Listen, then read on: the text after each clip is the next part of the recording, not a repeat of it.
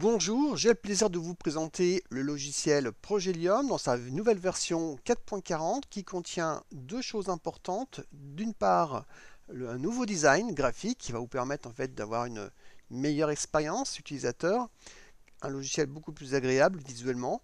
Et deuxièmement, un nouveau module qui s'intitule les tableaux de bord, qui va vous permettre en fait de pouvoir rassembler des accès, des informations, des logiciels, des documents par contexte différent dans plusieurs tableaux de bord que vous allez pouvoir personnaliser. Alors, je vais vous présenter dans un premier temps le nouveau module des tableaux de bord avec ses différentes fonctionnalités. Et ensuite, nous ferons un tour d'horizon sur l'ensemble des autres modules, ce qui va vous permettre de visualiser en fait le nouveau design graphique du logiciel et permettre aux nouvelles personnes qui ne connaissent pas encore le logiciel de découvrir les différents modules. Voilà, donc c'est parti. Donc là, nous sommes dans la fenêtre d'accès au profil. Je clique sur le bouton accès et là on arrive directement donc au tableau de bord. Alors sachez que vous allez pouvoir personnaliser l'accès direct dans le logiciel pour vous permettre en fait, si vous ne souhaitez pas accéder directement au tableau de bord, si vous préférez accéder dans un premier temps à un autre module, c'est possible via le paramétrage. Donc voici le tableau de bord. Donc il se présente de cette manière. Vous avez la possibilité de créer, de personnaliser, de paramétrer 15 widgets différents par tableau de bord, sachant qu'il y a 15 tableaux de bord, dont un non modifiable qui est le tableau de bord Progelium qui s'affiche en premier. Voilà, donc ici vous voyez différents boutons à droite qui sont des boutons qui seront initialement vierges et ils vont même ne pas apparaître du tout au début quand vous allez installer le logiciel puisque ils apparaîtront uniquement lorsque vous allez créer les tableaux de bord en question. Voilà, donc moi ici j'en ai créé, je les ai tous créés, hein, j'en avais besoin. Donc je vais vous présenter un petit peu, vous allez voir un petit peu l'usage qu'on peut faire de ces tableaux de bord. Ça va vous permettre d'avoir des exemples concrets d'utilisation des tableaux de bord. Donc par exemple ici j'ai le tableau de bord marketing, donc je fais du marketing justement pour faire connaître mon logiciel. Donc dans cet exemple de tableau de bord marketing, vous voyez différents widgets. Il se différencie par une petite vignette. Vous voyez ici, on a une petite rosace qui permet en fait de savoir qu'en cliquant dessus, on accède à une rosace. Donc là, il s'agit du module des rosaces de Progelium qui vous permet de paramétrer différentes pétales. Et chaque pétale permet d'accéder à différentes ressources. Donc ça peut être des documents, des PDF, des sites internet, des logiciels, des répertoires, etc. Voilà, et de naviguer d'une pétale à une autre, parce qu'une pétale peut être également une rosace imbriquée, donc nous verrons ça tout à l'heure. Je reviens donc au tableau de bord. Ici, vous avez un petit icône en forme de planète, c'est en fait, ça vous symbolise en fait l'accès à un site internet. Donc en cliquant dessus, je vais directement accéder au site internet que j'ai défini sur ce widget. Voilà, donc là, il s'agit d'un compte sur LinkedIn. Voilà. Comme vous pouvez le constater, un tableau de bord, je les ai construits de manière à rassembler des ressources en fait par thématique. Donc c'est l'avantage, c'est que vous allez pouvoir passer d'un tableau de bord à un autre et d'avoir tout sous la main pour travailler selon ce que vous voulez faire au moment présent. Ici, nous avons un icône en forme de répertoire. Si je clique dessus, eh bien, je vais accéder directement au module de l'explorateur Progelium qui en fait qui est la même chose que l'explorateur Windows, mais présenté de manière différente avec des fonctionnalités beaucoup plus puissantes. Donc là, nous avons ici des répertoires en noir et en bleu, vous avez des fichiers, des documents, hein. Donc si on clique dessus, on arrive directement à l'ouverture du document Word. Par exemple, là c'est un .docx, là c'est un PDF, là c'est un PPTX, donc c'est un PowerPoint, et là c'est un document, et là c'est une vidéo. Voilà, donc en cliquant sur un répertoire, ça l'ouvre et vous avez le contenu qui s'ouvre. C'est comme l'explorateur Windows, mais présenté de manière différente. Vous pouvez utiliser toutes les fonctionnalités identiques à celles de l'explorateur Windows, hein. Vous pouvez faire le copier, le coller, le déplacer, etc. Mais vous avez également d'autres fonctionnalités que nous verrons tout à l'heure. Donc je reviens au tableau de bord. Donc là, on a vu donc un autre type de widget. Vous en avez plein d'autres que je vais vous présenter. Donc pour créer un nouveau tableau de bord ou pour le modifier, vous faites un clic droit et vous allez pouvoir cliquer sur l'option définir un tableau de bord. Et là, vous allez avoir un tableau. Donc il suffit de cliquer sur une ligne. Donc initialement, quand vous allez installer le logiciel, il y aura uniquement que le tableau de bord Progelium. Les autres lignes seront vierges. Il vous suffira de faire un clic droit et de faire modifier. Voilà, et là vous allez pouvoir saisir un libellé long et un libellé court, sachant que les libellés courts sont les noms qui vont apparaître dans les petits boutons à droite, vous voyez, du tableau de bord. Donc, une fois que vous avez baptisé votre tableau de bord, eh bien, il suffit de double-cliquer sur le tableau de bord que vous voulez définir en tant que tel pour définir en fait les widgets qu'il contient. Par exemple, si je clique sur le tableau de bord dossier, voilà, j'accède ici, vous voyez, à la liste des dossiers, aux différents widgets que je vais pouvoir définir. Donc je vais reprendre par exemple le dossier par exemple Progelium. Voilà, donc ici vous allez voir, vous voyez comment on paramètre un widget. Donc vous pouvez ici définir un type de widget en spécifiant en fait de quoi il s'agit. Donc vous avez des libellés assez importants. Vous avez différents types. Vous avez donc achat, agence, album, analyse, artisan, association, budget, catalogue, client, collection, comptabilité, compte rendu, contact, contrat, découvrir, description, devis, dossier, film. Voilà, vous pouvez définir un petit peu l'entête du widget. Ensuite, ici, vous allez mettre un libellé descriptif un petit peu plus précis, sachant que vous pouvez écrire plusieurs lignes. Vous pouvez taper entrée et saisir d'autres informations comme ceci qui s'afficheront dans le widget. Voilà. Et ici, vous avez le mode d'affichage du widget. Donc, vous pouvez soit définir le widget comme étant un simple post-it. Donc, ça peut être simplement un petit rappel. Vous pouvez mettre une information, un rendez-vous, etc. Auquel cas, vous allez pouvoir cliquer sur post-it.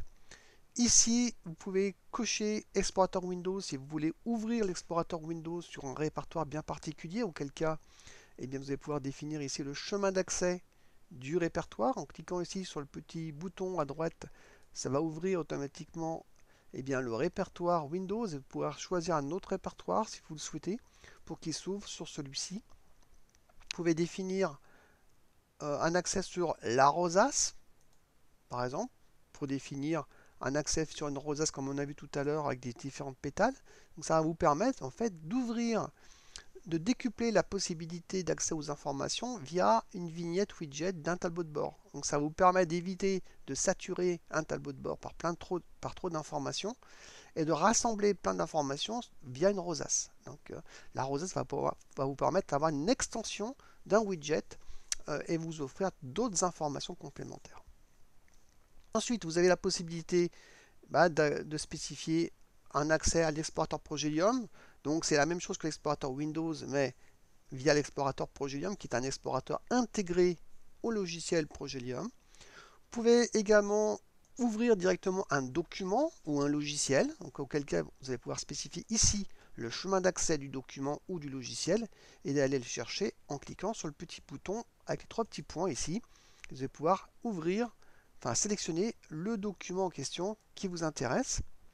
Et vous allez pouvoir également spécifier l'accès à un site internet en spécifiant ici l'URL du site internet. Sachez que vous pouvez également ajouter une image vignette à votre widget, donc auquel cas ça sera l'image qui va apparaître et non pas le libellé qui est ici. Voilà, donc il est possible également de spécifier une vignette, comme c'est le cas, vous voyez ici, j'ai spécifié ici une image qui est apparue dans le widget qu'on voit ici. Et pour finir, vous avez la possibilité d'accéder à un classeur. Donc, le classeur, c'est un module à part entière du logiciel Progelium. Donc, je vais vous montrer ce que c'est tout à l'heure. C'est une autre façon de présenter les informations. Voilà, donc on a fait le tour de la définition des widgets. Voilà, donc je vais vous présenter différents types de tableaux de bord pour vous donner des idées. Ici, nous avons le tableau de bord plateforme. Donc là, ça me permet d'accéder directement à mes différentes plateformes internet dans lesquelles je gère mes activités. Donc ici, j'ai un accès à mon hébergeur Hostinger. Enfin, vous avez plein d'autres hébergeurs. Vous pouvez définir votre hébergeur si vous en avez un. Ici, j'ai ma plateforme de gestion de site internet. Ici, j'ai mon logiciel qui analyse mon trafic sur mon site internet. Ici, c'est mon stockage de documents. Donc, moi, j'utilise Google Drive. Il y a d'autres personnes qui utilisent d'autres plateformes. Microsoft, par exemple, OneDrive, des choses comme ça. Là, j'utilise donc la plateforme Stripe qui me permet de visualiser en fait tous les paiements de mon activité. Et là, ça me permet d'avoir une vue globale du trafic de mes sites internet. Donc ici, vous voyez donc le tableau de bord. Vous avez d'ailleurs en dessous du tableau de bord, vous avez le nom du tableau de bord qui s'affiche ici en dessous. Ça vous permet en fait d'accéder, de rassembler en fait sous un tableau de bord l'ensemble des informations dont vous avez besoin dans un contexte bien précis. Ensuite, ici j'ai dossier, le tableau de bord dossier. Et là, donc, j'accède à mes différents dossiers que j'utilise habituellement. Voilà, donc en un clic de souris, je peux ouvrir, vous voyez, au dossier Progelium. Donc là, j'ai mes analyses, j'ai mes projets 2024, mes développements, mes versions, mes stratégies marketing, mes vidéos, etc. Voilà, donc vous voyez, c'est assez pratique. Le logiciel Progelium vous permet de gérer vos activités, vos projets de manière simple. C'est assez intuitif et c'est vraiment pas très compliqué, hein. Alors vous avez également pas mal de fonctionnalités beaucoup plus sophistiquées qui vous sont présentées dans des tutoriels, des petits tutos courts ciblés. Donc ça, vous allez pouvoir le découvrir par la suite. Voilà, donc ici c'est mon tableau de bord, mes tâches. Alors ça ne se substitue pas à votre gestion de tâches de vos projets, quoique ça peut être pas parfaitement utilisé comme tel. Mais ça vous permet en fait de mettre des raccourcis, d'avoir une vision d'ensemble sur les tâches du moment que vous êtes en train de faire, avec d'autres liens complémentaires. Par exemple, j'ai un accès rapide à mon budget, vous voyez. J'ai un accès sur un bloc-notes. Quand j'ai des idées, des choses qui me sont transmises par mail ou des choses que j'ai en tête et je veux vraiment me rappeler, ben, j'ai un document de rappel. Voilà, j'ai mes rapports, si j'ai un rendez-vous en visioconférence, j'ai le lien d'accès direct. Alors ça, j'aurais pu le mettre par exemple dans les rendez-vous. Vous voyez, là, je vais le faire. Je vais faire simplement un copier le widget. Je vais dans mes rendez-vous. Je vais faire un clic droit définir le widget. Et là, je vais faire coller, enregistrer. J'ai mon lien de mon rendez-vous visioconférence qui est enregistré dans mes rendez-vous. Voilà, donc je reviens là où j'étais dans mes tâches. Du coup, là, je vais le supprimer. Voilà, vérifier mes abonnements. Alors là, j'ai un répertoire de tâches qui me permet en fait d'avoir ici une gestion de tâches de mes projets directement ici. Ça me permet d'y accéder directement. Donc c'est vraiment l'ensemble de mes tâches professionnelles. Là, c'est un accès au correctif de bugs et des évolutions du logiciel Progelium. Donc j'accède directement donc, au dossier et de pouvoir travailler sur la nouvelle version en question. Vous voyez, donc en un seul clic, vous pouvez accéder à vos répertoires. Donc là, ce sont des répertoires spécifiques à mon activité, mais vous pouvez imaginer, vous mettre en place vos différents répertoires que vous avez l'habitude d'utiliser dans votre activité à vous, de manière à pouvoir y accéder très rapidement avec une vue synthétique par tableau de bord, par contexte. Hein, vous voyez, c'est vraiment très très pratique. Voilà. Ensuite, bon, je ne vais pas vous tous les faire, hein. Donc, par exemple, là, vous avez des outils. Donc, ça, c'est vachement pratique. Vous pouvez mettre vraiment tous les outils dont vous avez besoin, que vous utilisez assez rapidement, assez souvent. Donc, en un clic de souris, vous pouvez accéder à vos outils. Vous pouvez même utiliser un widget de type Rosas pour pouvoir accéder à d'autres outils. Vous voyez, classés par thématique, hein. Donc, vous voyez, là, je vais vous présenter maintenant l'ensemble des autres modules, hein, parce qu'on a vu. Je vais revenir un peu sur le tableau de bord pour voir si j'ai rien oublié, mais là, donc là, on a vu l'ensemble, hein. Donc, maintenant, je vais vous présenter l'ensemble des autres modules pour que les nouvelles personnes qui ne connaissent pas le logiciel Progelium puissent voir un petit peu de quoi ça cause. Alors, vous voyez en haut, vous avez un menu avec des icônes qui vous permettent en fait d'accéder aux différents modules du logiciel. Et ce qu'il faut savoir, c'est que les différents modules peuvent s'interconnecter. C'est le cas par exemple avec le tableau de bord. En un clic, vous pouvez accéder à un autre module pour vous présenter les informations d'une autre manière ou pour décupler l'accès aux informations de manière contextuelle, comme c'est le cas par exemple pour les rosaces. Vous voyez, en cliquant sur logiciel, eh ben, je vais pouvoir accéder donc à des logiciels, différents logiciels présentés par thématiques différentes, hein. Par exemple, là, je vais cliquer sur, là, j'avais fait donc un accès sur le logiciel, sur accès sur les vidéos, mais par exemple ici, j'ai vraiment une vue globale de l'ensemble de mes logiciels en cliquant ici. Et là, vous voyez, j'ai chaque pétale orange, ce sont des pétales, ce sont des sous-rosaces en fait, c'est des rosaces imbriquées, c'est-à-dire qu'en fait en cliquant dessus, donc si je clique sur le bouton éditeur, je vais accéder au logiciel de type édition, donc Word, Excel, Notepad++ par exemple, et en cliquant au centre de la rosace, je vais revenir sur la rosace parente, hein, la principale, en arrière. Je reviens en arrière en fait, hein. Alors vous avez une flèche ici qui vous permet en fait d'accéder à d'autres pétales, hein. Vous pouvez vraiment accéder vraiment à de nombreuses pétales au sein d'une même rosace. Si je clique par exemple sur images, ben, je vais accéder à des logiciels qui traitent les images tout simplement, hein. Voilà, maintenant je vais revenir sur les vidéos par exemple. Et en cliquant sur la thématique vidéo qui est au centre, vous voyez, l'ensemble des pétales qui sont autour de cet axe vidéo bah, présentent des logiciels qui traitent la vidéo. Donc voilà, donc enlever le son à une vidéo, FreeMake Vidéo pour faire la conversion. Bah, j'ai plein de logiciels qui permettent de faire des choses qui traitent les vidéos. Voilà, voilà donc à quoi sert la rosace.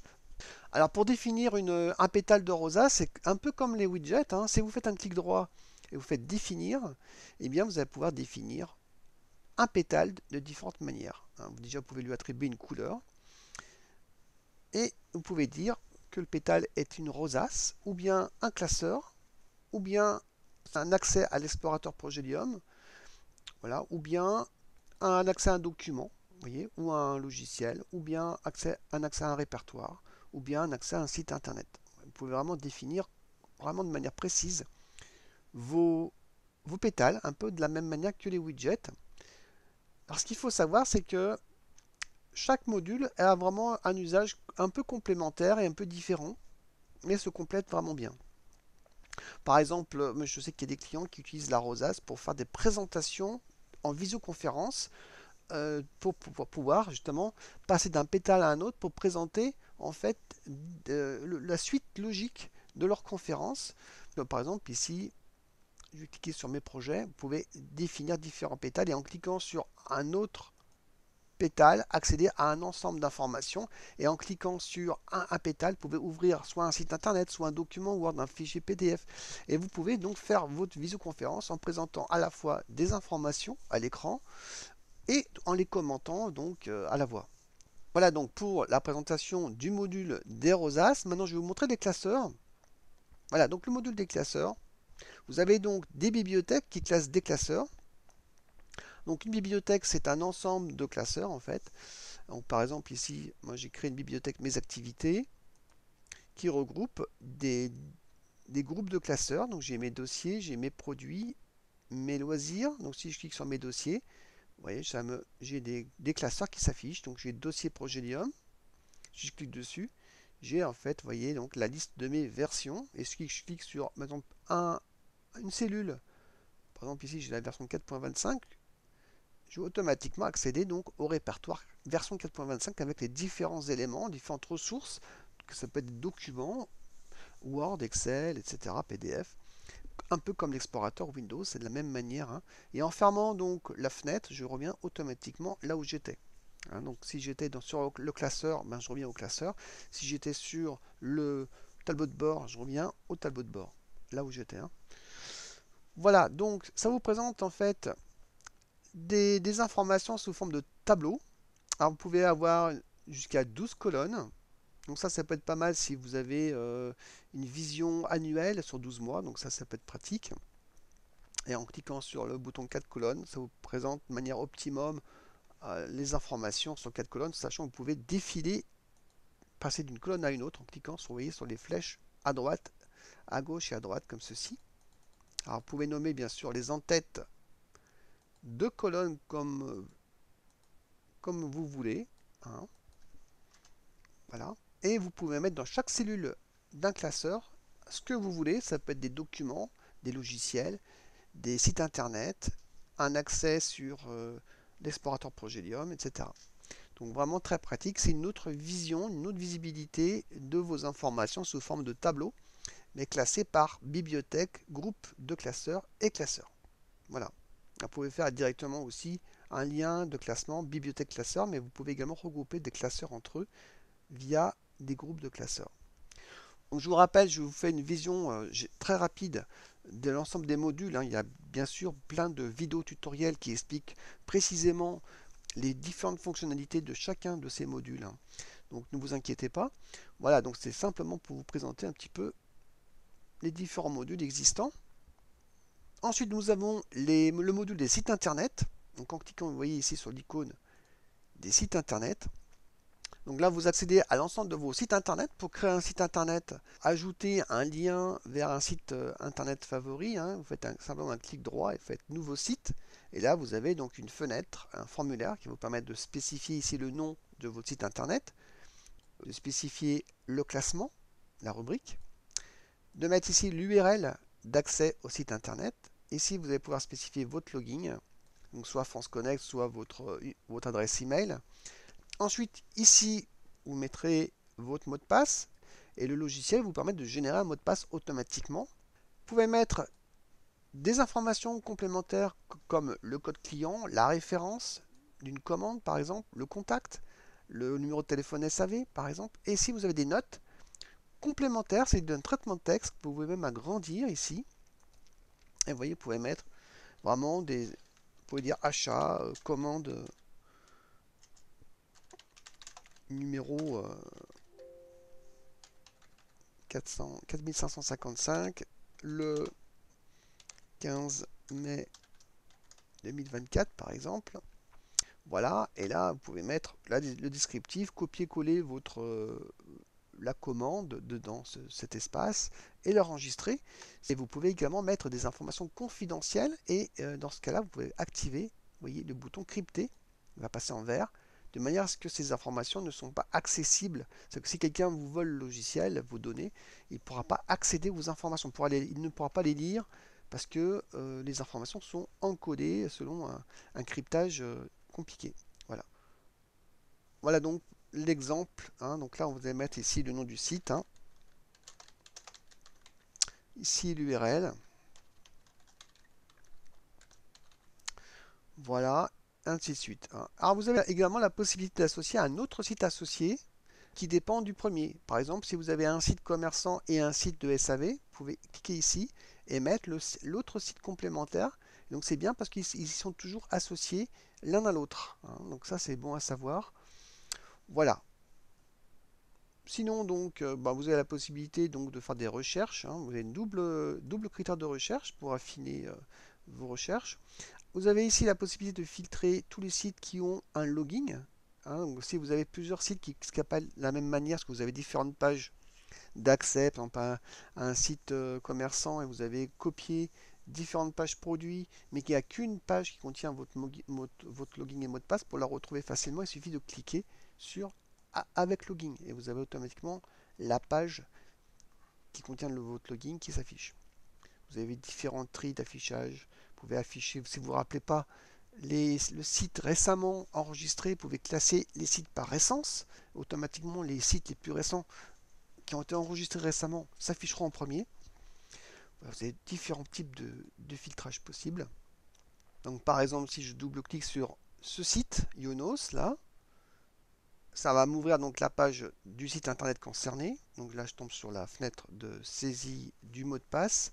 Donc là, la fenêtre du logiciel s'est transformée en petite télécommande, vous voyez, de manière à me permettre d'avoir sous la main les informations liées à ce site. Donc en cliquant sur login, ça me permet de stocker dans le presse-papier le login de connexion. Donc je n'ai plus qu'à faire un coller. Je fais suivant. Voilà. Donc là, le site en question, il a un petit souci actuellement. Donc je ne pourrais pas vous faire la démonstration pour le mot de passe, mais le mot de passe, ça serait pareil, hein. Donc après, il nous demande le mot de passe et en cliquant sur mot de passe, il copie le mot de passe dans le presse-papier. Vous n'aurez plus qu'à faire coller et faire suivant pour vous connecter à votre site internet. Vous voyez, donc c'est très pratique. Vous avez également l'accès aux notes. Ici, en cliquant sur notes, vous avez également toutes les informations du site internet qui est stocké en fait via, je vous rappelle, son affiche à la description du site internet. Ça correspond en fait à cette partie-là. Vous voyez, ici. Voilà.